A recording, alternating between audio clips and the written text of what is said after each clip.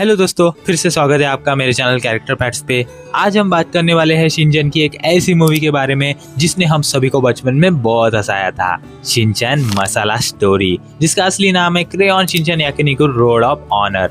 इस मूवी में Nohara family को एक रात शानदार याकिनिकु यानी कि बारबेक्यू खाना होता है, पर अचानक से उन्हें देश का सबसे बड़ा वांटेड क्रिमिनल बना दिया जाता है और इन सब के पीछे मास्टरमाइंड होता है एक मिस्टीरियस ऑर्गेनाइजेशन का, जिसका नाम था स्वीट बॉयज और उनका अजीबोगरीब बॉस। पर क्या आप जानते हैं इस बॉस का असली मकसद क्या था? एक कॉमेडी मूवी के विलन की बैक स्टोरी इतनी डार्क और ऑब्सेसिव कैसे हो सकती है? आज हम इस विलन की प्रोफाइल, मोटिव और कुछ माइंड ब्लोइंग थ्योरीज को डिकोड करेंगे। तो बिना किसी देर के शुरू करते हैं। तो सबसे पहले बात करते हैं इस कैरेक्टर की प्रोफाइल और पर्सनैलिटी की। इस विलन का कोई स्पेसिफिक नाम मूवी में नहीं बताया गया है, सब उसको सिर्फ बॉस बुलाते हैं। ये स्वीट बॉयज नाम की एक डेंजरस और शायरी कंपनी का हेड है। लुक की बात करें तो इसका फैशन सेंस पूरी मूवी में सबसे वियर्ड था। ये एक एंशिएंट रोमन एम्परर जैसा टॉगा पहनता है, लेकिन उसके ठीक नीचे इजू पेनिसुला का एक हेवी विंटर स्वेटर पहनता है। साथ ही इसकी एक थिक बियर्ड है। पर्सनैलिटी वाइज ये बंदा बाहर से बहुत ही काम और कलेक्टेड लगता है, पर एक्चुअली में ये एक पूरा मेगालोमैनियक और ऑब्सेसिव इंसान है। इसने अपनी पूरी ऑर्गेनाइजेशन, जिसमें मेजर डोगाशिमा, शिमोदा और आमागी जैसे टॉप लेवल एग्जीक्यूटिव थे, उन्हें सिर्फ अपने एक पर्सनल बैटल के लिए यूज किया।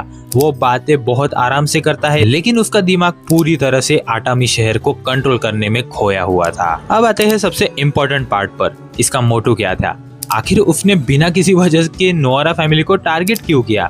दरअसल बॉस का एक पास था। वो आटामी शहर में एक हॉट स्प्रिंग यानी कि ऑनसेन चलाता था, लेकिन उसका बिजनेस बुरी तरह से फेल हो गया और वो टोटली बैंकरप्ट हो गया। इस फेल्योर ने उसके दिमाग पर बहुत गहरा असर डाला।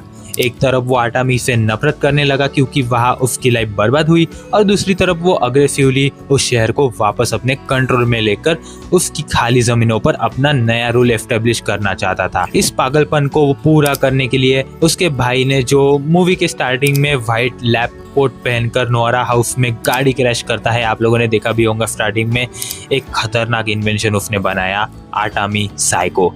ये एक powerful hypnotic mind control device था।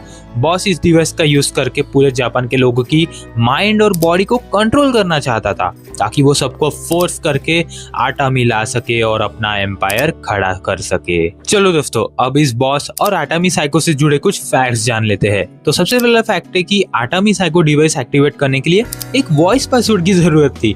बॉस के भाई ने गलती से नोआरा फैमिली की सुबह की एक नॉर्मल अजीब सी कन्वर्सेशन को उस मशीन का स्टार्टअप पासवर्ड सेट कर दिया था।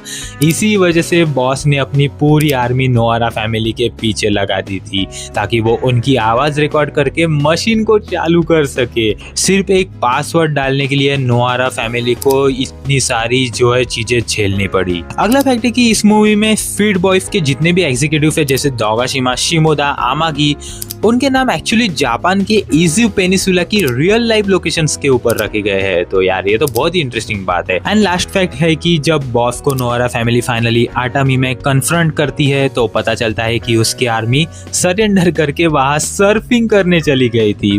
वो सब भी अपने बॉस के अनरियलिस्टिक और क्रेजी प्लान से थक चुके थे, इसलिए आप लोगों ने लास्ट में उस मूवी में देखा होगा कि सारे उसको जो है छोड़कर चले जाते हैं।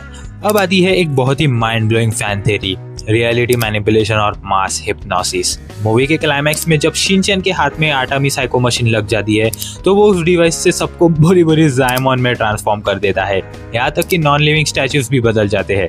थ्योरी ये है कि आटामी साइको सिर्फ एक नॉर्मल माइंड कंट्रोल डिवाइस नहीं था, बल्कि एक रियलिटी बेंडिंग मशीन थी। उसने रियलिटी को इतना स्ट्रांगली अल्टर कर दिया था कि लॉ ऑफ फिजिक्स भी चेंज हो गए। और मूवी के एंड में जब शिनचैन उस डिवाइस को हमेशा के लिए इरेज करने का सोचता है, तो उसने इम्प्लिसिटली उस डिवाइस की एग्जिस्टेंस को ही स्पेस टाइम से मिटा दिया, जिसके बाद सब कुछ नॉर्मल हो गया और दुनिया में किसी को याद भी नहीं रहा कि नोआरा फैमिली कभी वांटेड क्रिमिनल्स थी। बेसिकली शिनचैन ने अनइंटेंशनली यूनिवर्स की टाइमलाइन ही रीराइट कर दी थी। तो दोस्तों, ये थी शिनचैन मसाला स्टोरी के डेंजरस स्वीट बॉयज बॉस की पूरी कहानी। एक बैंकरप्ट बिजनेसमैन जो एक मशीन के दम पर पूरे देश को हिप्नोटाइज करना चाहता था, लेकिन एक 5 साल के बच्चे और उसकी फैमिली के याकिनिकु खाने के जुनून ने उसके सारे प्लान्स मिट्टी में मिला दिए। आपको इस मूवी का सबसे फनी सीन कौन सा लगा और नेक्स्ट वीडियो आपको किस एनिमे कैरेक्टर की बैक स्टोरी पर चाहिए, नीचे कमेंट्स करके जरूर बताना। और अगर आपको भी ये वीडियो पसंद आई तो इसे लाइक करे, शेयर करे और चैनल को सब्सक्राइब करना मत भूलना। मैं मिलता हूँ आपसे अगली वीडियो में, तब तक के लिए गुड बाय।